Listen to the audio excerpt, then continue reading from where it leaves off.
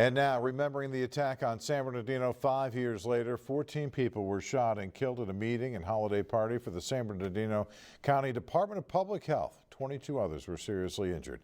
Tonight in a News Channel 3 exclusive, I look back with the former San Bernardino police chief, who now calls the Coachella Valley his part-time home. Several victims down. We don't have too much further. December 2nd, 2015. I'll take a bullet before you do, that's for damn sure. Police rushing into danger at the Inland Regional Center, a day former San Bernardino police chief Jared Bergwan remembers well. It does become in many ways part of your identity. 5 years later, Bergwan, now retired, living part-time in the Coachella Valley. My wife and I have bought a small home out here and kind of enjoy life, low maintenance life. That day, he was front and center, managing a crisis and updating the public.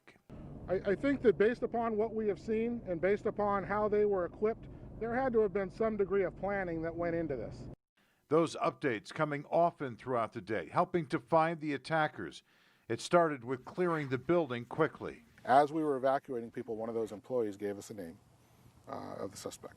They put that information out and quickly had a vehicle description. And then it was a call that came in very quickly thereafter that gave us the black SUV and some additional information. And then somebody else elsewhere saw it on the news, called in with what they saw, and then that led us to the house at Redlands. I mean, it all came together very, very quickly. Just hours after it began, it all came to a head. News Channel 3 was in breaking news coverage. We do know that there has been an active shooter incident. Of the suspect vehicle, eastbound on San Bernardino Avenue from Richardson. There were two people in the SUV, both of them are deceased. The terrorists, Saeed Farouk and Tashfeen Malik, who had carried out the attack, were dead. Chief Bergwan had arrived on scene 10 to 15 minutes after the shots were fired. And our first command post was on the trunk of a patrol unit, of a sergeant's unit that was there, and we started putting things together from there. He says his officers acted heroically that day, rushing into danger, something he would like people to keep in mind as they digest scenes like the death of George Floyd this year at the hands of police. I think day in and day out, police officers in general do amazing work.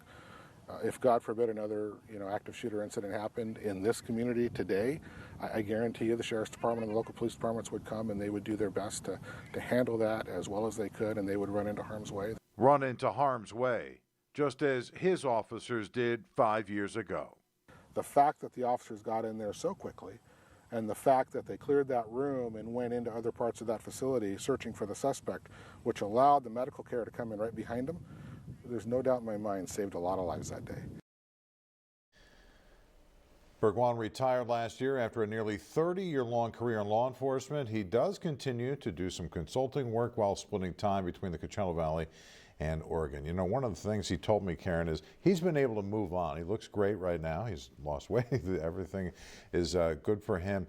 But he said, you know, police have a coping mechanism. They've been to a number of these sorts of incidents throughout their careers, and he knows that the people who lost loved ones that day, the victims who were shot that day, the family and friends involved, that this will never really be over for them. That's right. Yeah, it's good to see him, to hear his version and to see him now, because that was really a tough day for a lot of people. They learned a lot that day. They really did. Thank you, John.